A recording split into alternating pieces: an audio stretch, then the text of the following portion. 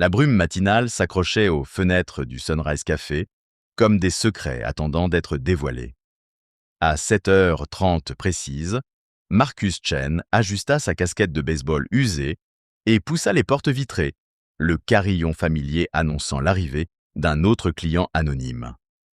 Aux yeux du monde, il n'était qu'un client parmi d'autres, en quête de caféine et de tranquillité. Mais sous son jean délavé et sa veste achetée dans une friperie se cachait une vérité qui pouvait tout changer. Marcus Chen n'était pas un client comme les autres.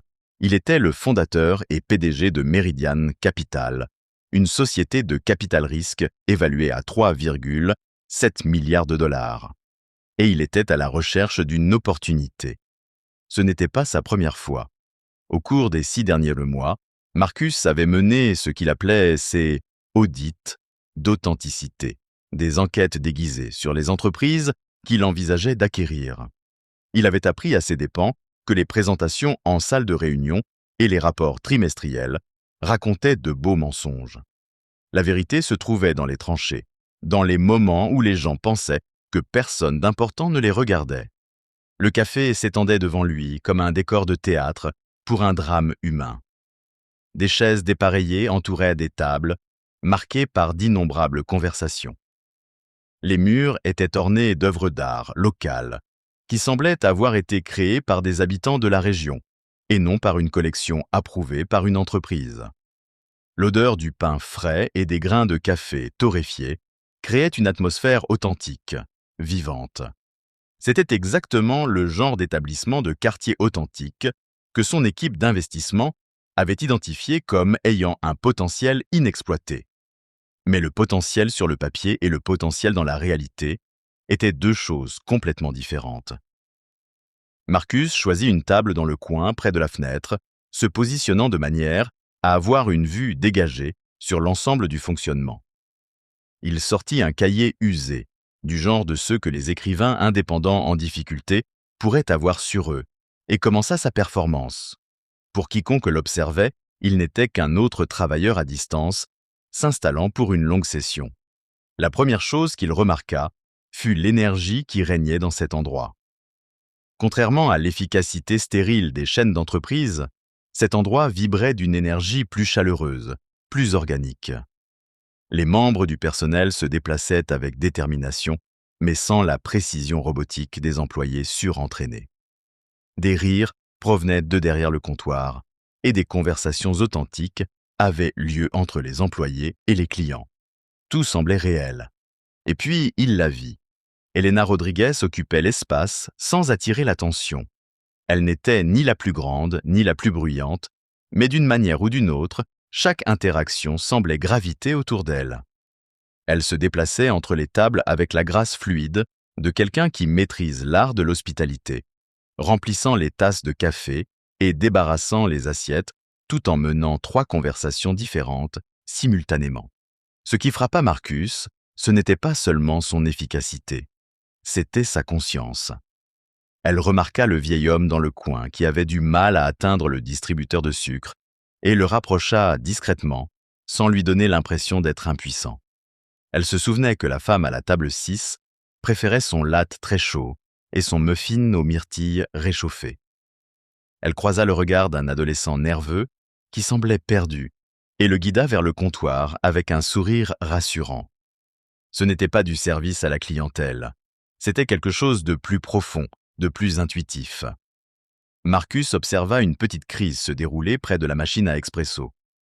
De la vapeur se mit à siffler à un endroit où elle n'aurait pas dû, et le barista se figea, le visage marqué par la panique. Sans perdre une seconde, Elena apparut à ses côtés.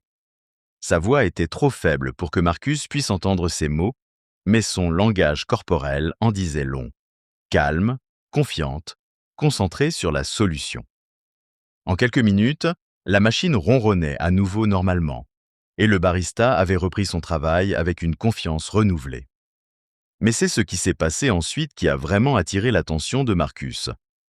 Une famille avec 2 jeunes enfants venait de s'asseoir à une table près de l'entrée de la cuisine. L'emplacement était clairement moins enviable, à l'écart de l'agitation principale du café. Les parents avaient l'air fatigués et leurs vêtements suggéraient qu'ils n'étaient pas vraiment riches. Le genre de client que de nombreux établissements pourraient négliger ou servir à la hâte. Elena l'a remarqué. Elle s'est approchée de leur table avec la même chaleur qu'elle avait montrée à tous les autres. Mais Marcus a remarqué quelque chose de plus dans son interaction. Elle s'est agenouillée à la hauteur des yeux des enfants et leur a posé des questions sur leurs dessins, avec un intérêt sincère. Elle leur a recommandé les articles les plus abordables du menu en leur donnant l'impression que c'étaient les meilleurs choix possibles. Lorsque le plus jeune enfant a accidentellement renversé un verre d'eau, elle a nettoyé sans montrer le moindre signe d'irritation, traitant l'incident comme tout à fait normal. Alors qu'elle s'éloignait de leur table, Marcus l'a vue s'arrêter à la caisse. Elle a parlé doucement au caissier en montrant la famille du doigt. Il n'a pas pu entendre la conversation, mais il a vu le caissier hocher la tête et apporter une modification à leur commande. Lorsque les plats de la famille sont arrivés, leurs assiettes étaient nettement plus remplies que ce qu'ils avaient commandé, et l'addition qui leur a été présentée à la fin était mystérieusement moins élevée qu'elle n'aurait dû l'être. Elena venait de subventionner personnellement leur expérience, et elle l'avait fait si habilement que la famille ne s'en rendrait jamais compte. Marcus ressentit un picotement familier de reconnaissance. C'était ce qu'il recherchait dans chaque investissement potentiel. Pas seulement la compétence, mais aussi le caractère. Pas seulement quelqu'un qui pouvait faire le travail, mais quelqu'un qui comprenait ce que le travail signifiait vraiment. Il décida de tester sa théorie. Fermé son carnet, Marcus s'est approché du comptoir pendant ce qui semblait être l'heure de pointe du matin. La file d'attente comptait 6 personnes, la machine à expresso tournait à plein régime, et tout le monde derrière le comptoir travaillait à toute vitesse. C'est à ce moment-là que la plupart des opérations montrent leurs failles, lorsque le stress révèle la vérité sur le leadership et le travail d'équipe. Elena traitait les commandes, appelait les noms et attribuait les boissons aux clients tout en réapprovisionnant les stocks et en gérant le flux de la file d'attente. Mais lorsque Marcus arriva au comptoir, elle lui accorda toute son attention, comme s'il était la seule personne dans le café. « Bonjour », dit-elle avec un sourire qui illuminait ses yeux. « Que puis-je vous préparer aujourd'hui ?» La formulation l'a frappé.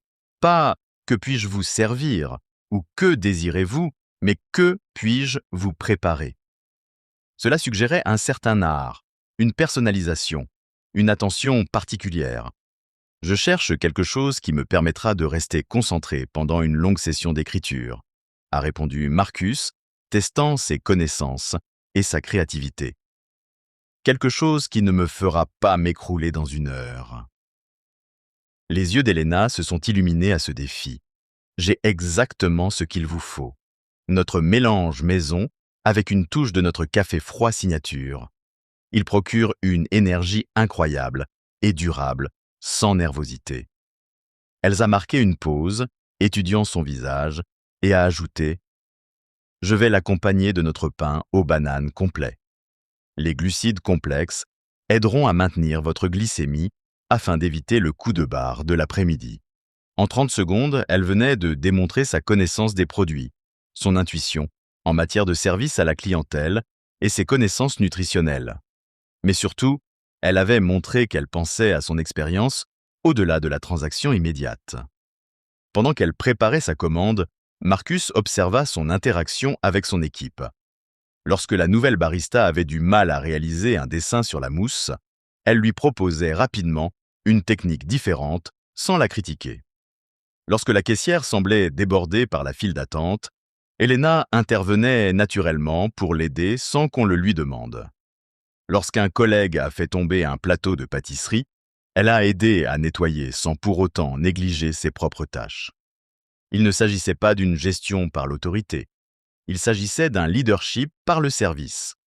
La boisson qu'elle lui a servie était parfaitement préparée, à la température idéale et au goût équilibré. Mais c'est le mot qu'elle avait écrit sur le gobelet qui l'a convaincue.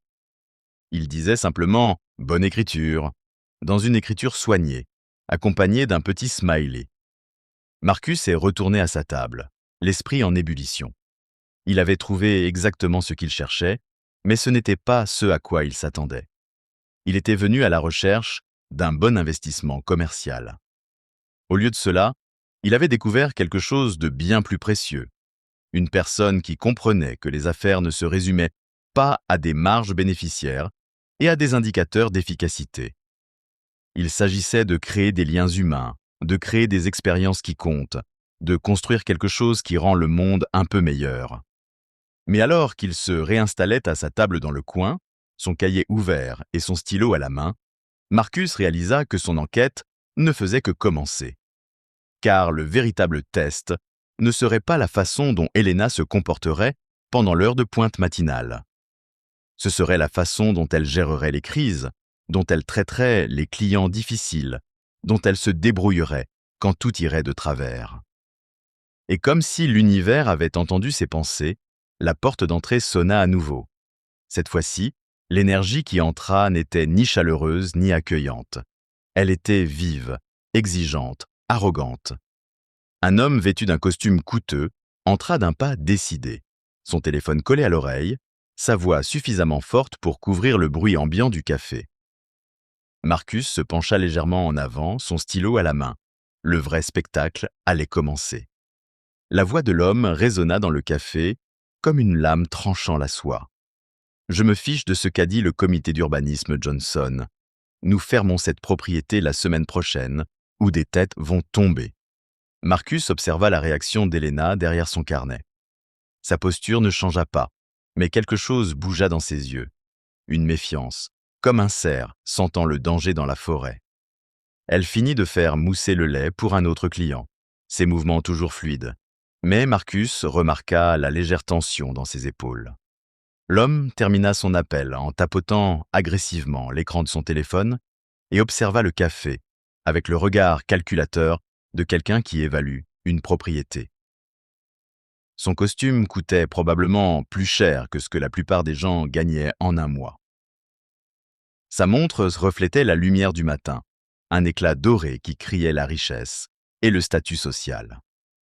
Tout en lui rayonnait le genre de privilège qui vient du fait de ne jamais avoir entendu « non ». « Excusez-moi », aboya-t-il en direction du comptoir, sans prendre la peine de faire la queue. « J'ai besoin d'être servi. » Le jeune barista, qui avait eu du mal à s'en sortir auparavant, jeta un regard nerveux vers Helena. Elle était en train d'aider un autre client, lui expliquant la différence entre leur grain d'origine unique avec la patience d'une enseignante. Mais elle avait entendu la demande. Tout le monde l'avait entendue. « Je suis à vous dans un instant, monsieur », dit-elle d'une voix qui restait chaleureuse, malgré l'impolitesse évidente. « Jake va s'occuper de vous à la caisse. » Le visage de l'homme en costume s'assombrit. « J'ai dit que j'avais besoin d'être servi maintenant. Vous ne comprenez pas l'urgence ?» L'atmosphère du café changea, comme la pression atmosphérique avant une tempête.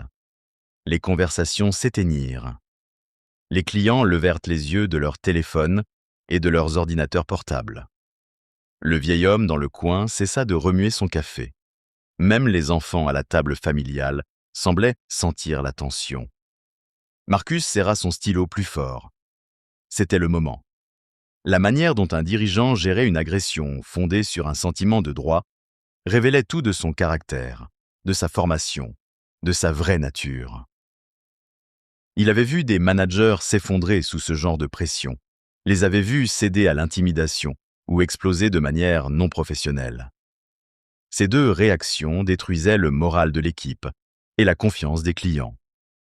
Helena a terminé avec son client, l'a remercié sincèrement et a tourné toute son attention vers l'homme en colère. Elle s'est approchée de lui avec le même calme et la même assurance que Marcus avait observé toute la matinée, mais il pouvait maintenant voir la force qui se cachait sous sa surface. « Bonjour », a-t-elle dit d'une voix calme et professionnelle. « Je m'excuse pour l'attente. Comment puis-je vous aider aujourd'hui ?»« Il était temps, » a rétorqué l'homme. « Je veux votre café le plus fort, noir, et je le veux rapidement. J'ai une réunion dans 10 minutes, et ce petit retard m'a déjà mis en retard. »« Absolument », a répondu Helena sans se défendre. « Notre café d'origine unique éthiopien a la plus forte teneur en caféine. Ou si vous préférez quelque chose de plus intense, je peux vous servir un double espresso. Qu'est-ce qui vous convient le mieux ?» Marcus réalisa qu'elle faisait quelque chose de brillant. Au lieu de réagir à son agressivité, elle réorientait la conversation vers des solutions. Elle traitait son impolitesse comme un bruit de fond sans importance, tout en se concentrant sur son besoin réel. L'homme semblait légèrement déconcerté par son sang-froid. « Ce qui est le plus rapide », marmonna-t-il, en sortant à nouveau son téléphone. Elena se dirigea vers la machine à espresso avec une efficacité acquise par l'expérience. Pendant qu'elle travaillait, l'homme entama une autre conversation téléphonique bruyante, encore plus désagréable que la première. « Dites-leur que s'ils ne peuvent pas respecter nos délais, nous trouverons quelqu'un qui le pourra. Ce n'est pas de la charité, mes amis. L'argent fait la loi, tout le reste n'a aucune importance. » Marcus observa les visages autour du café. La famille avec les enfants semblait mal à l'aise. Le vieil homme fronçait les sourcils en lisant son journal. Les autres clients échangeaient des regards. L'énergie toxique de l'homme empoisonnait toute l'atmosphère qu'Elena avait soigneusement créée. Mais Elena elle-même restait impassible. Elle prépara les expressos, vérifia la température, goûta le café pour s'assurer de sa qualité. Lorsqu'elle lui tendit la tasse, elle parvint même à lui adresser un sourire sincère. « Voilà, monsieur. Un double espresso éthiopien, exactement comme vous l'avez demandé. » L'homme attrapa la tasse sans un mot et prit une gorgée. Son expression changea immédiatement. Quoi qu'il ait attendu de ce café de quartier, ce n'était pas un tel niveau de qualité. « C'est, » dit-il, semblant avoir du mal à admettre sa surprise. « C'est en fait très bon. »« Merci, » répondit simplement Elena. « Nous nous approvisionnons directement auprès de petites exploitations agricoles et nous torréfions nos grains chaque matin. Vous désirez autre chose ?» Pendant un instant, l'homme sembla presque humain. Son attitude agressive s'adoucit légèrement. « Combien je vous dois ?»« 4,50 $ pour le double espresso. » Il sortit un billet de 20 $, le lui tendit, et pendant une seconde, Marcus pensa qu'il allait peut-être laisser un pourboire raisonnable pour la qualité du service, malgré son comportement. Au lieu de cela, l'homme empocha la monnaie et se retourna pour partir. Mais ce faisant, son coude heurta le bord d'un petit présentoir de paquets de café en grains. Faisant tomber plusieurs sachets sur le sol, il jeta un coup d'œil au désordre, regarda Elena et haussa les épaules. « Installation maladroite, » dit-il, comme si l'accident était en quelque sorte la faute du café. Puis, il sortit, laissant Elena nettoyer derrière lui. Le silence qui s'ensuivit fut assourdissant. Tous les clients du café avaient été témoins de la scène. Ils avaient vu l'impolitesse, l'arrogance, le mépris désinvolte pour les autres. Ils attendaient tous de voir comment Elena allait réagir. Marcus retint son souffle. C'était le moment décisif. Allait-elle craquer? Allait-elle se plaindre à son personnel? Allait-elle faire des commentaires désobligeants sur le client une fois qu'il serait parti? Le masque du professionnalisme allait-il tomber pour révéler la frustration ou la colère qui se cachait derrière? Elena se baissa et commença à ramasser les paquets de café éparpillés. Ses mouvements étaient méthodiques, sans précipitation. Pas de soupirs dramatiques, pas de roulement d'yeux, pas de plaintes murmurées. Elle nettoya simplement le désordre, avec la même dignité tranquille dont elle avait fait preuve tout au long de l'interaction. Mais alors, quelque chose d'extraordinaire se produisit. L'homme âgé, assis à la table du coin, se leva. Sans un mot, il s'approcha et commença à aider Elena à ramasser les paquets tombés par terre. Puis la mère de la famille, assise à la table familiale, les rejoignit. En quelques instants, 3 clients étaient à 4 pattes, aidant à remettre de l'ordre dans le présentoir. Certaines personnes, dit doucement l'homme âgé, n'ont jamais appris les règles élémentaires de courtoisie. « Ce n'est pas grave, monsieur Patterson, » répondit Elena d'une voix sincèrement chaleureuse. « Nous avons tous des jours difficiles. » Monsieur Patterson, elle connaissait son nom. Elle avait transformé un client occasionnel en quelqu'un qui se sentait protecteur de son espace, quelqu'un prêt à se mettre à 4 pattes pour aider à résoudre un problème qui ne relevait même pas de sa responsabilité. C'est alors que Marcus comprit ce dont il était réellement témoin. Elena n'avait pas seulement géré une interaction difficile avec un client. Elle avait démontré quelque chose de bien plus précieux. Face à une agression injustifiée, elle avait maintenu ses principes sans compromettre sa dignité. Elle avait absorbé la négativité sans la laisser empoisonner son environnement. Elle avait transformé une situation potentiellement préjudiciable en une occasion pour sa communauté de se rassembler. La famille termina son petit déjeuner et s'approcha du comptoir pour payer. Marcus regarda le père glisser un billet plié dans la main d'Elena, en même temps que leur paiement. « Pour le fonds café », dit-il doucement. « Ce sont des gens comme vous qui rendent cet endroit si spécial. » Elena tente de refuser ce pourboire supplémentaire, mais l'homme insista. Après leur départ, Marcus la vit se diriger vers la caisse et ajouter l'argent à ce qui semblait être un pot commun marqué « Appréciation de l'équipe ». Elle n'était pas seulement une bonne employée.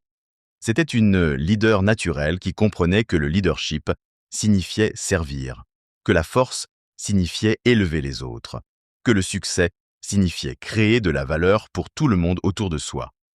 Marcus ferma son carnet et s'approcha à nouveau du comptoir. Son enquête était terminée, mais son véritable travail ne faisait que commencer. « Elena », dit Marcus alors qu'elle finissait d'essuyer la machine à expresso, « pourrais-je vous parler un instant ?» Elle leva les yeux avec la même expression attentive qu'il avait observée toute la matinée. « Bien sûr. »« Tout va bien avec votre café ? » ?»« En fait, il est parfait. Mais j'ai une question qui peut sembler inhabituelle. » Marcus fit une pause, choisissant ses mots avec soin. « Depuis combien de temps travaillez-vous ici ?»« 3 ans le mois prochain, » répondit-elle en poursuivant son nettoyage. « J'ai commencé comme barista à temps partiel pendant que je terminais mon diplôme en commerce. J'ai gravi les échelons. Un diplôme en commerce. Cela expliquait la connaissance opérationnelle dont il avait été témoin. Et vous gérez maintenant le service ?» Elena rit doucement, avec une légère autodérision. « Je ne suis pas officiellement responsable. Nous n'avons pas vraiment de hiérarchie traditionnelle ici. Chacun fait simplement ce qu'il y a à faire. » Mais ce n'était pas ce que Marcus avait observé. Il l'avait vu coordonner le personnel, résoudre des conflits, prendre des décisions et maintenir des normes de qualité. Elle gérait sans titre, dirigeait sans autorité, obtenait des résultats sans reconnaissance. « À qui appartient le café ?» demanda-t-il. « À monsieur et madame Kowalski. » Ce sont des gens formidables, mais ils ont tous deux plus de 70 ans maintenant. Monsieur Kowalski a eu une crise cardiaque il y a 6 mois, alors il passe plus de temps à la maison. Nous nous occupons nous-mêmes de la plupart des opérations quotidiennes. Tout s'expliquait. Un couple de propriétaires vieillissants, probablement désireux de prendre leur retraite. Une entreprise fonctionnant en pilote automatique avec un leadership informel. Une employée dévouée qui gérait efficacement l'ensemble des opérations sans rémunération ni reconnaissance appropriée. C'était soit un désastre annoncé, soit une opportunité déguisée en problème. « Elena », dit Marcus d'une voix différente, « ce que je vais vous dire va vous sembler incroyable, mais j'ai besoin que vous m'écoutiez jusqu'au bout. » Elle cessa de nettoyer et lui accorda toute son attention. Quelque chose dans son ton avait changé, inspirant un respect que son attitude décontractée de tout à l'heure n'avait pas suscité. « Je ne m'appelle pas simplement Marcus. Je m'appelle Marcus Chen et je suis le fondateur de Meridian Capital. Nous sommes une société de capital risque spécialisée dans l'acquisition et le développement de petites entreprises au potentiel exceptionnel. » Les yeux d'Elena s'écarquillèrent légèrement, mais elle ne dit rien. Elle écoutait avec la même intensité concentrée qu'elle accordait à chaque interaction avec un client. « Je vous observe depuis 3 heures, » poursuivit Marcus. « Pas en tant que client, mais en tant qu'investisseur évaluant cette entreprise. Et ce que j'ai vu est extraordinaire. Vous ne faites pas que travailler ici. Vous dirigez cet endroit. Vous dirigez une équipe, gérez les opérations, résolvez les problèmes et créez une expérience qui transforme les clients occasionnels en une communauté. Je fais juste mon travail, dit Elena doucement. Mais Marcus pouvait voir l'incertitude vaciller dans ses yeux. Non, vous ne faites pas juste votre travail. Vous faites le travail de tout le monde. Vous anticipez les problèmes avant qu'ils ne surviennent. Vous formez vos collègues sans leur donner le sentiment d'être incompétents. Tu gères les situations difficiles avec élégance. Tu te souviens des préférences des clients et tu leur donnes le sentiment d'être apprécié. Tu as subventionné le repas de cette famille de ta propre poche parce que tu as vu qu'ils avaient besoin d'aide. Les joues d'Elena rougirent. Tu as remarqué ça? Je remarque tout. C'est mon travail. Marcus se pencha légèrement en avant. Elena, je veux acheter ce café. Pas seulement le bâtiment, l'équipement ou la marque. Je veux l'acheter et te confier la responsabilité de le gérer correctement. Tu auras toute autorité en matière de gestion, un salaire compétitif, une participation au capital et les ressources nécessaires pour transformer cet endroit en tout ce qu'il pourrait être. Le silence s'étendit entre eux comme un pont qu'aucun des deux n'osait franchir. Les mains d'Elena étaient immobiles sur le comptoir. Sa respiration était superficielle. « Pourquoi ?» demanda-t-elle finalement. « Parce que j'ai passé 6 mois à chercher exactement ce que tu représentes. Un leadership authentique. Quelqu'un qui comprend que le succès en affaires ne consiste pas à tirer le maximum de profit de chaque transaction. Il s'agit de créer de la valeur pour toutes les personnes concernées. Les clients, les employés, la communauté. Vous l'avez fait instinctivement, sans formation, sans soutien, sans reconnaissance. Imaginez ce que vous pourriez accomplir avec les ressources adéquates. » Elena secoua lentement la tête. « Monsieur Chen, j'apprécie ce que vous dites, mais les Kowalski ne vendraient jamais. Cet endroit est l'œuvre de leur vie. Et même s'ils le faisaient, je n'aurais pas les moyens de l'acheter moi-même. J'ai des prêts étudiants, un loyer, les frais médicaux de ma mère. »« Ce n'est pas vous qui l'achèteriez, » l'interrompit gentiment Marcus. « C'est moi qui l'achèterais. Meridian Capital acquérait l'entreprise, mais vous la dirigeriez en tant que directrice générale avec une autorité opérationnelle totale. Votre salaire triplerait du jour au lendemain. Vous bénéficieriez d'une assurance maladie, d'une retraite et d'un accord de participation aux bénéfices qui vous donnerait une part réelle dans le succès que vous créeriez. » L'offre flottait dans l'air comme la brume matinale, belle mais presque trop fragile pour être touchée. Les yeux d'Elena parcoururent le café, s'attardant sur le mobilier dépareillé, les œuvres d'art locales, les clients qui étaient devenus des amis. Et les autres, Jake, Maria, Tommy et le personnel. Cette question révéla à Marcus tout ce qu'il avait besoin de savoir sur son caractère. Même face à une opportunité qui allait changer sa vie, sa première préoccupation était son équipe. Tout le monde garde son emploi. En fait, nous aurons probablement besoin d'embaucher du personnel supplémentaire pour gérer l'expansion que j'ai en tête. Jake est très prometteur. Avec une formation et un soutien approprié, il pourrait devenir un excellent barista. Maria a un instinct merveilleux pour le service à la clientèle. La fiabilité de Tommy le rend parfait pour les quarts de travail du matin. Je les ai observés tous ce matin. Ce sont de bonnes personnes qui ont juste besoin de meilleurs systèmes et d'un meilleur développement du leadership. Et les Kowalski? Ils recevraient une offre très généreuse qui leur permettrait de prendre leur retraite confortablement, tout en sachant que leur héritage est entre de bonnes mains. Il ne s'agirait pas d'une prise de contrôle hostile ou d'un démantèlement de l'entreprise. Ce serait une transition qui honorerait ce qu'ils ont construit tout en le positionnant pour une croissance durable. Elena resta silencieuse pendant un long moment, son regard passant d'un client à l'autre, d'une table à l'autre. Marcus pouvait presque voir son esprit travailler, calculer les possibilités, peser les risques, imaginer l'avenir. « Je dois y réfléchir, » dit-elle finalement. « Bien sûr. Mais Elena, je veux que vous compreniez quelque chose. Ce n'est pas seulement une opportunité commerciale. C'est la reconnaissance de ce que vous avez déjà prouvé. Vous avez des capacités naturelles de leadership que la plupart des gens passent des années à essayer de développer dans les écoles de commerce. Vous comprenez le service à la clientèle à un niveau intuitif qui ne s'apprend pas. Vous avez créé ici une culture qui transforme un simple café en un lieu de rassemblement communautaire.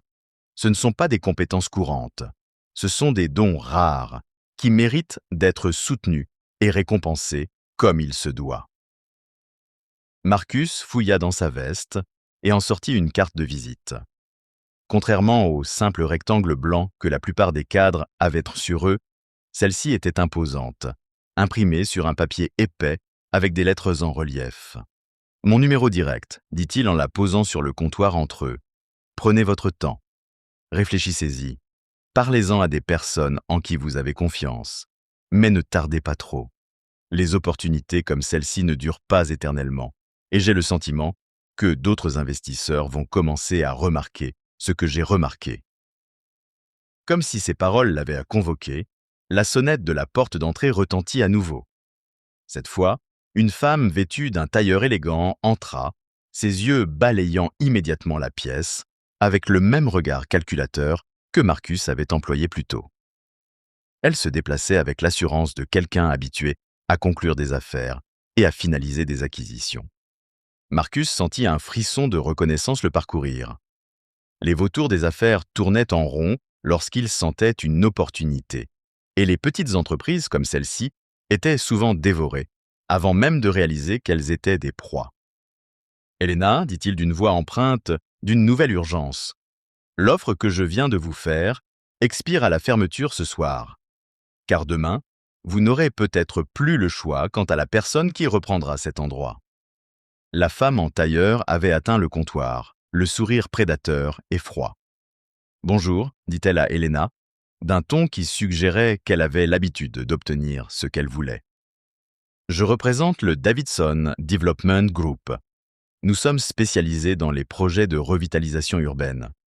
J'aimerais parler aux propriétaires de certaines opportunités intéressantes pour cette propriété. » Helena jeta un coup d'œil à Marcus et comprit immédiatement. La donne venait de changer et les enjeux étaient désormais infiniment plus importants. « Je reviendrai vers vous dans un instant, madame, » répondit Helena à la femme, d'une voix calme malgré la pression évidente. « Laissez-moi juste finir d'aider ce client. » Elle se retourna vers Marcus et à ce moment-là, il vit quelque chose changer dans son expression. L'incertitude avait disparu, remplacée par la même détermination tranquille qu'il avait observée chez elle pendant l'affluence matinale. « Monsieur Chen, dit-elle en lui tendant la main, je pense que nous devons avoir une conversation plus approfondie. Dans quel délai pouvez-vous réaliser cela ?» Marcus sourit, reconnaissant la force qui se cachait sous sa surface. « À quelle vitesse voulez-vous changer votre vie ?» Le soleil de l'après-midi filtrait à travers les fenêtres du café, projetant de longues ombres sur les tables qui étaient devenues les témoins silencieux d'une bataille d'entreprise en gestation. Marcus regarda le visage d'Helena se transformer, alors que le poids de la situation s'abattait sur elle comme une armure. La femme de Davidson Development s'était stratégiquement positionnée près de la caisse, sa présence dégageant le genre de patience agressive qui vient des négociations hostiles. « Donnez-moi 15 minutes, » dit Helena calmement à Marcus. « Je dois passer quelques coups de fil. » Elle disparut dans l'arrière-boutique, laissant Marcus observer l'ennemi en leur sein. La représentante de Davidson avait sorti son téléphone et parlait à voix basse, mais son langage corporel criait « acquisition ». Elle photographiait l'intérieur, notait la fréquentation, calculait la superficie avec l'œil exercé de quelqu'un qui voyait des bâtiments, pas des communautés. Marcus comprenait parfaitement son type de personnalité. Il avait été, comme elle, autrefois, le prédateur financier qui mesurait le succès en termes de rendement trimestriel et de stratégie de sortie. Mais en regardant Helena travailler, il s'était souvenu pourquoi il avait quitté ce monde, pourquoi il avait commencé à se concentrer sur des investissements qui créaient de la valeur plutôt que de l'extraire. Son téléphone vibra. C'était le directeur général d'Arthur Meridian. « Marcus, j'ai suivi ta position. Dites-moi que vous n'êtes pas sur le point de prendre une décision d'investissement émotionnel basée sur un bon café et un joli sourire. Arthur, je suis sur le point de faire l'acquisition la plus intelligente de ma carrière, basée sur un leadership authentique et un potentiel inexploité. Le café? Marcus, les chiffres ne justifient pas une valorisation élevée. Il s'agit d'un emplacement unique avec une infrastructure vieillissante et aucun cadre évolutif. Les chiffres ne disent jamais tout. Je t'envoie quelque chose. Marcus a discrètement enregistré une vidéo de 30 secondes sur l'ambiance du café. Des clients travaillant tranquillement sur leurs ordinateurs portables, le doux bourdonnement des conversations, des employés qui se déplaçaient avec détermination plutôt que par simple efficacité. Le vieil homme, M. Patterson, lisant son journal tout en saluant de temps en temps les autres habitués. Le sentiment de communauté qui transformait un simple café en un lieu irremplaçable. Il ne s'agit pas d'évolutivité, Arthur. Il s'agit d'authenticité. Savez-vous à quel point il est rare de trouver un véritable leadership fonctionnant sans autorité formelle? Elena Rodriguez gère l'ensemble de cette opération grâce à son influence et à ses compétences. Elle fidélise la clientèle, ce que les services marketing tentent de faire en dépensant des millions. Et vous pensez qu'elle peut supporter la pression liée à la propriété formelle? Je pense qu'elle gère cette pression depuis des mois, sans reconnaissance, ni rémunération adéquate. La question n'est pas de savoir si elle en est capable. La question est de savoir si nous pouvons la soutenir correctement. À travers la fenêtre du bureau, Marcus pouvait voir Elena au téléphone, l'air intense mais maîtrisé. Il comprit qu'elle appelait les Kowalski. Elle leur expliquait la situation, les préparant probablement à ce qui allait arriver. La représentante de Davidson s'était installée à une table dans un coin, étalant des documents sur la surface. Elle se préparait pour une présentation, remarqua Marcus. Le genre de discours commercial habile qui submerge les propriétaires de petites entreprises avec des promesses de richesse à la retraite, tout en passant sous silence la destruction culturelle qui s'ensuivrait. Elena sortit du bureau, le visage pâle mais déterminé. Elle se dirigea directement vers Marcus, ignorant la femme qui attendait clairement son attention. « Les Kowalski arrivent », dit-elle doucement. Madame Kowalski s'est mise à pleurer quand je lui ai parlé de la femme de Davidson. Ils reçoivent des appels insistants depuis des semaines, des offres anonymes pour racheter leur entreprise, suivies de menaces subtiles concernant les taxes foncières et les inspections sanitaires s'ils refusent de vendre. Marcus sentit sa mâchoire se crisper. Une tactique d'intimidation classique. Ils essaient de créer une pression financière pour forcer une vente à un prix inférieur à celui du marché. Monsieur Kowalski a dit qu'ils en perdèrent le sommeil. Ils savent qu'ils ne peuvent plus gérer cet endroit très longtemps, mais ils sont terrifiés à l'idée de ce qui arrivera à leurs employés, à leurs clients, à leur communauté s'ils vendent à de mauvaises personnes.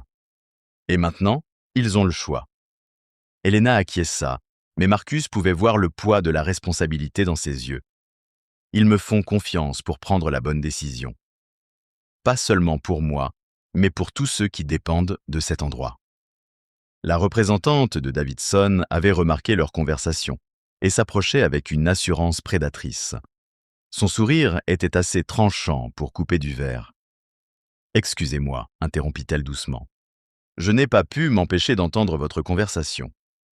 Je m'appelle Jennifer Walsh, je travaille pour Davidson Development, et je pense qu'il y a peut-être une certaine confusion au sujet des opportunités offertes par cette propriété. » Elle tendit une main manucurée vers Marcus, qui ne la serra pas. « Je ne crois pas que nous nous soyons déjà rencontrés. »« Êtes-vous le propriétaire ?»« Je m'appelle Marcus Chen, je travaille pour Meridian Capital. Et non, je ne suis pas le propriétaire, pas encore. » Le sourire de Jennifer vacilla pendant une fraction de seconde avant de se refaire. Elle connaissait ce nom, comprit Marcus. Meridian Capital avait une certaine réputation dans le milieu des acquisitions. Eh bien, monsieur Chen, je suis sûr que vous comprenez mieux que quiconque les complexités du développement urbain. Cette propriété bénéficie d'un emplacement privilégié, idéal pour un réaménagement. Son utilisation actuelle représente une sous-exploitation significative d'un bien immobilier de grande valeur. Une entreprise communautaire florissante qui génère des revenus réguliers et fournit des services essentiels aux résidents du quartier, intervint Elena, d'une voix calme, mais avec une pointe d'agressivité que Marcus n'avait jamais entendue auparavant. Jennifer se tourna vers Elena, avec le genre de sourire condescendant, habituellement réservé aux enfants, qui ne comprennent pas les conversations des adultes. « Bien sûr, ma chère. Et je suis sûr que vous avez fait un travail formidable ici. Mais les affaires ne sont pas seulement une question de sentiment. Il s'agit de maximiser la valeur pour toutes les parties prenantes. » Exactement, dit Marcus, en s'approchant de Jennifer. C'est pourquoi Meridian Capital se spécialise dans les acquisitions qui préservent et améliorent la valeur existante plutôt que de la détruire pour un profit à court terme. Je vois. Le sourire de Jennifer devint prédateur. Et que proposez-vous exactement? Parce que Davidson Development a fait ses preuves en matière de transformation de propriétés sous-performantes en entreprises rentables. Nous sommes prêts à offrir aux propriétaires actuels 3 fois la valeur estimée, avec un délai de clôture de 60 jours. 3 fois la valeur estimée. Marcus devait admettre que c'était une offre substantielle. Le genre de somme qui permettrait aux Kowalski de prendre une retraite confortable. Mais il savait aussi ce qui se passait après les acquisitions de Davidson. Des chaînes d'entreprises génériques, des prix gonflés, des atmosphères stériles qui chassaient les clients locaux au profit d'une clientèle plus rentable. « Elena, dit Marcus, quelle est selon vous la valeur réelle de cet endroit ?» Elle regarda autour d'elle, son regard passant des meubles dépareillés aux œuvres d'art locales, des clients réguliers à ses collègues qui faisaient semblant de ne pas écouter tout en étant clairement suspendus à ses lèvres. « Ce n'est pas une question d'argent, dit-elle finalement. Monsieur Patterson vient ici tous les matins parce que sa femme est décédée l'année dernière et que c'est le seul endroit où les gens se souviennent encore de son nom. Madame Garcia amène ses enfants ici après l'école parce que c'est un endroit sûr et que nous les aidons à faire leurs devoirs pendant qu'elle termine son service à l'hôpital. Jake dormait dans sa voiture lorsque les Kowalski l'ont embauché. Tommy envoie la moitié de son salaire à sa mère au Salvador. Jennifer leva les yeux au ciel. C'est très touchant, mais les décisions commerciales ne peuvent pas être basées sur des attachements émotionnels. Vous vous trompez, dit Marcus, d'une voix qui reflétait l'autorité de quelqu'un qui avait conclu des contrats d'1 milliard de dollars. Les entreprises les plus prospères sont fondées sur des liens émotionnels. La fidélité des clients, l'engagement des employés, l'intégration dans la communauté. Ce sont des atouts qui apparaissent dans les bilans comme des valeurs immatérielles, mais qui font souvent la différence entre un succès durable et un échec spectaculaire. La sonnette de la porte d'entrée retentit et un couple âgé entra. L'homme se déplaçait lentement, s'appuyant lourdement sur une canne, tandis que la femme à ses côtés dégageait une force tranquille, fruit de décennies passées à soutenir les autres. Les Kowalski. Elena se précipita à leur rencontre, aidant M. Kowalski à s'asseoir sur une chaise voisine, tandis que Mme Kowalski observait la scène d'un regard vif et intelligent, remarquant la posture prédatrice de Jennifer et l'attitude protectrice de Marcus. « Donc, dit Mme Kowalski, dans un anglais teinté d'accent qui reflétait la sagesse du vieux monde, ce sont ces personnes qui veulent acheter le travail de toute une vie. » Jennifer s'avança avec son sourire professionnel. « Madame Kowalski, je présume?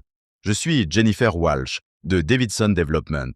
Je crois que mon bureau vous a contacté au sujet d'opportunités intéressantes. » « Intéressantes pour qui ?» demanda Madame Kowalski d'un ton sec. « Vos employés appellent tous les jours. Ils disent que nous devons vendre ou faire face à des problèmes. Ils disent que le quartier est en train de changer que les anciennes entreprises ne peuvent pas survivre. Cela ressemble plus à une menace qu'à une opportunité. Marcus vit la façade de Jennifer se fissurer légèrement. Madame Kowalski n'était pas dupe. Je vous assure, Madame Kowalski, que Davidson Development ne veut que le meilleur pour les propriétaires immobiliers des quartiers en transition.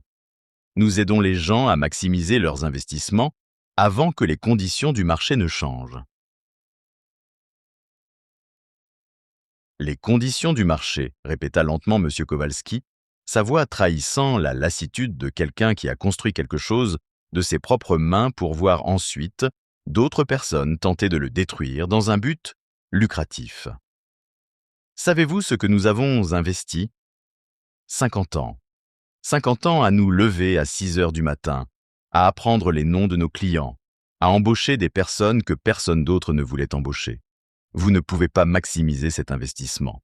Vous ne pouvez que le détruire. Elena s'agenouilla à côté de sa chaise. Monsieur Kowalski, il y a peut-être une autre solution. Monsieur Chen représente une entreprise différente. Une entreprise qui souhaite préserver ce que vous avez construit, tout en lui donnant les ressources nécessaires pour se développer. Marcus s'avança, adoptant une approche respectueuse plutôt qu'agressive. Monsieur et Madame Kowalski, je m'appelle Marcus Chen. J'ai observé votre café ce matin, et je tiens à vous dire que ce que vous avez créé ici est remarquable. Ce n'est pas seulement une entreprise, c'est une institution communautaire. De belles paroles, dit Madame Kowalski, mais son ton suggérait qu'elle était prête à écouter. Que signifient ces belles paroles dans le contrat ? Elles signifient que toute acquisition que je ferai préservera les emplois de vos employés, maintiendra vos relations avec la communauté et garantira que cet endroit continuera à servir les personnes qui en dépendent. Elena dirigerait les opérations quotidiennes avec toute l'autorité nécessaire, mais l'âme de ce que vous avez construit resterait intacte. Jennifer éclata d'un rire aigu qui trancha avec la chaleur du café. Monsieur Chen, avec tout le respect que je vous dois, les sentiments ne pètent pas les factures. L'offre de Davidson comprend une clôture garantie, un paiement en espèces et la prise en charge complète de toutes les dettes. Pouvez-vous offrir le même niveau de sécurité ? Je peux faire mieux, répondit Marcus calmement. Meridian Capital offre 4 fois la valeur estimée, une période de transition de 90 jours pour assurer un transfert harmonieux des opérations. La garantie de l'emploi pour tout le personnel actuel avec une augmentation de salaire et une clause de préservation de la communauté qui empêche toute modification du caractère essentiel du café pendant 5 ans. Le silence qui suivit fut assourdissant. Le sourire confiant de Jennifer disparut complètement. 4 fois la valeur estimée, c'était une offre qui ne laissait aucune place à la concurrence. Mais Madame Kowalski n'était pas impressionnée par les chiffres seuls. Monsieur Chen, vous offrez beaucoup d'argent. Mais l'argent n'est pas notre plus grande préoccupation. Notre plus grande préoccupation, c'est Elena, Jake, Tommy et Maria. Ces personnes font partie de la famille. Qu'arrivera-t-il à la famille lorsque des étrangers prendront le contrôle ? La famille ne disparaît pas lorsque la propriété change de main, a déclaré Marcus. La famille devient plus forte lorsqu'elle dispose de meilleures ressources et d'un meilleur soutien. Elena a dirigé cet endroit sans autorité ni rémunération appropriée. Sous ma propriété, elle deviendra directrice générale avec une participation au capital. Jake bénéficiera d'opportunités de formation et d'avancement professionnel. La fiabilité de Tommy sera récompensée par un parcours de développement en gestion. Les compétences de Maria en matière de service à la clientèle seront reconnues par des primes de performance. Elena le regardait avec un mélange d'étonnement et d'incrédulité. Vous nous observez depuis 3 heures et vous connaissez déjà les points forts de chacun. Je sais reconnaître le talent quand je le vois, et je sais reconnaître le potentiel gâché quand je le vois. Toute cette équipe fonctionne à une fraction de ses capacités parce qu'elle manque de soutien et de ressources adéquates. Monsieur Kowalski se pencha en avant sur sa chaise. « Elena, qu'en pensez-vous ? Vous connaissez ces personnes, vous connaissez cette entreprise. Cet homme peut-il tenir ses promesses? Elena regarda une dernière fois autour d'elle dans le café, son regard s'attardant sur chaque visage, chaque table, chaque coin chargé de souvenirs et de sens. Puis elle regarda Marcus, et il vit dans ses yeux quelque chose qui lui serra la poitrine, d'une émotion inattendue. La confiance. « Je pense, dit-elle lentement, que M. Chen voit dans cet endroit la même chose que nous. Pas seulement une entreprise, mais une responsabilité. Une chance de prouver que le succès ne doit pas nécessairement se faire au détriment de la communauté. » Jennifer tente un dernier coup désespéré. « Madame Kowalski, je vous invite à réfléchir aux implications pratiques. Meridian Capital fait des promesses qu'elle ne sera peut-être pas en mesure de tenir. Davidson Development a fait ses preuves en matière de transition réussie. » « Oui, dit Madame Kowalski d'un ton sec. Nous avons vu vos transitions réussies. Des bâtiments vides avec des panneaux alloués. Des chaînes de magasins qui ferment après 2 ans. Des communautés qui perdent leur caractère et deviennent juste un endroit de plus où personne ne connaît votre nom. » Elle se leva, sa décision prise. « Monsieur Chen, si Elena vous fait confiance, nous vous faisons confiance. Mais nous avons des conditions. » Énoncez-les. Elena obtient une participation dans le capital, pas seulement un salaire. Si elle fait prospérer cet endroit, elle partage ce succès. Deuxièmement, vous conservez le conseil communautaire. Les artistes locaux exposent leurs œuvres. Les musiciens locaux jouent de la musique. Les groupes locaux organisent des réunions. Troisièmement, vous embauchez d'abord dans le quartier. Les gens ici ont besoin d'emploi, ont besoin d'opportunités. Marcus sentit un sourire se dessiner sur son visage. Ce n'était pas seulement des conditions. C'était un plan d'investissement communautaire durable. Madame Kowalski, vous venez de décrire exactement le type de modèle d'acquisition qui m'a poussé à quitter le monde des raids financiers et à créer Meridian Capital. Toutes les conditions que vous avez énoncées correspondent parfaitement à notre philosophie de développement communautaire. Il tendit la main à la vieille dame. « Marché conclu ?» Madame Kowalski lui serra la main avec une poigne étonnamment forte. « Marché conclu, Monsieur Chen. Mais n'oubliez pas que les contrats ne sont que du papier. C'est ce que vous faites après la signature qui compte. » Jennifer Walsh rassembla ses documents avec une fureur à peine dissimulée. « C'est une erreur, dit-elle froidement.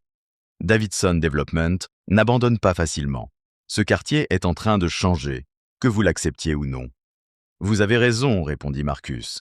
Le quartier est en train de changer. Mais il change parce que des gens comme Elena l'améliorent, pas parce que des entreprises comme Davidson le détruisent.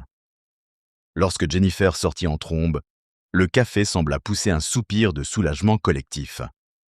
Les clients qui faisaient semblant de ne pas écouter s'esclaffèrent et applaudirent. Jake poussa un cri de joie derrière la machine à expresso.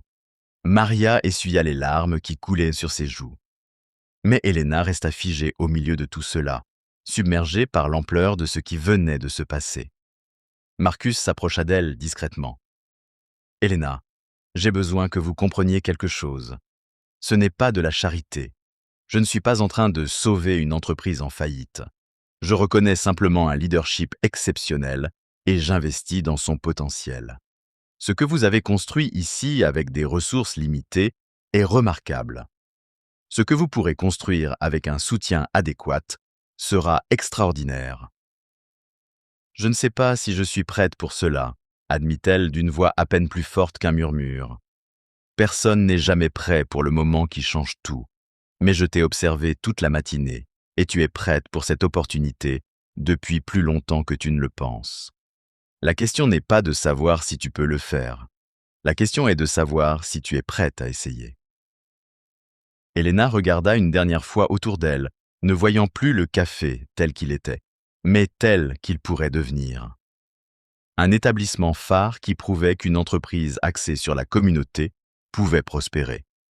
Un terrain d'entraînement pour les professionnels de l'hôtellerie qui comprenaient que le service ne se limitait pas à une simple transaction. Un modèle de développement durable qui valorisait les quartiers plutôt que de les déplacer. Quand commençons-nous ? Demanda-t-elle. Marcus sortit son téléphone. Arthur, libère mon agenda pour le reste de la semaine. Nous allons être très occupés. La transformation du Sunrise Café était sur le point de commencer, mais ce serait une transformation guidée par les mêmes principes qui l'avaient rendu spécial au départ. La communauté avant le profit, les personnes avant la propriété, les relations authentiques avant l'efficacité artificielle.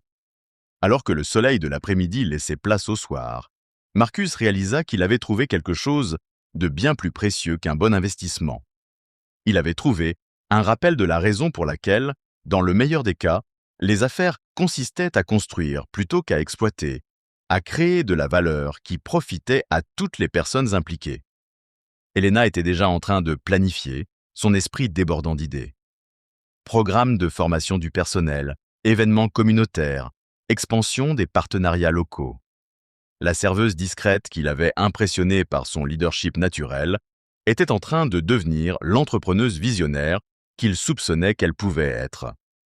Et à une table dans un coin, M. Patterson leva sa tasse de café en un toast silencieux à l'avenir, certain que son sanctuaire quotidien non seulement survivrait, mais prospérerait sous une nouvelle direction qui comprenait ce qui comptait vraiment.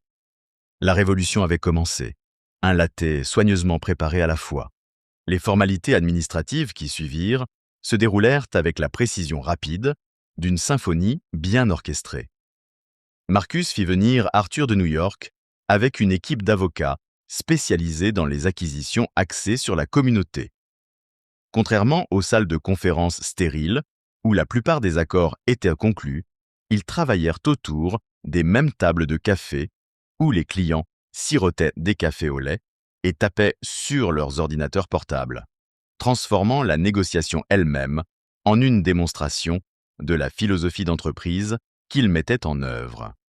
Elena s'est retrouvée au centre de discussion qui aurait intimidé des cadres chevronnés, mais Marcus l'a observée gérer chaque détail avec le même calme méthodique dont elle avait fait preuve pendant l'heure de pointe du matin.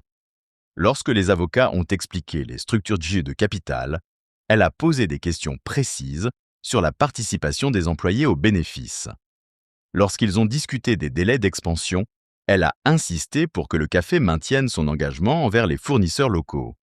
Chaque décision reflétait le même leadership, axé sur les valeurs qu'il avait observées en action. Madame Kowalski a assisté à toutes les réunions, ses yeux perçants veillant à ce que les promesses faites lors des poignées de main soient fidèlement traduites en langage juridique. Elle avait survécu au déplacement de 3 quartiers précédents et n'était pas prête à laisser le double langage des entreprises détruire le 4e. Sa présence incitait tout le monde à rester honnête, rappelant que l'enjeu ne se limitait pas aux actifs et aux évaluations.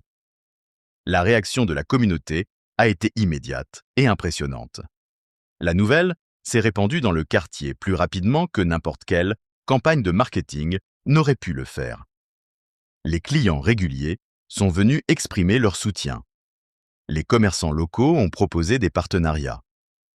L'adolescent qu'Elena avait guidé jusqu'au comptoir plus tôt dans la semaine est revenu avec sa mère qui voulait remercier la femme qui avait traité son fils timide avec tant de gentillesse. Mais c'est la réaction de Jake qui a le plus profondément touché Marcus. Le jeune barista qui avait eu du mal à se servir de la machine à expresso ce matin-là s'est approché d'Elena pendant un moment de calme entre 2 réunions. Parfois, les transformations les plus profondes commencent par les plus petites observations. Marcus Chen est entré au Sunrise Café ce matin-là à la recherche d'une opportunité commerciale, mais il a découvert quelque chose d'infiniment plus précieux, la preuve qu'un leadership authentique ne nécessite pas un bureau d'angle ou un MBA. Il se manifeste dans les moments calmes où quelqu'un choisit le service plutôt que son intérêt personnel, la communauté plutôt que la commodité, le caractère plutôt que le profit. Elena Rodriguez ne servait pas seulement du café ce jour-là. Elle démontrait que le véritable succès ne se mesure pas dans les rapports trimestriels, mais dans les vies que nous touchons et les communautés que nous construisons. Son histoire nous rappelle que le potentiel extraordinaire se cache souvent dans des endroits ordinaires, attendant quelqu'un qui ait la vision de le reconnaître et le courage d'y investir. Dans un monde obsédé par l'extraction et l'efficacité, ils ont choisi de construire quelque chose qui durerait. Un latte soigneusement préparé à la fois.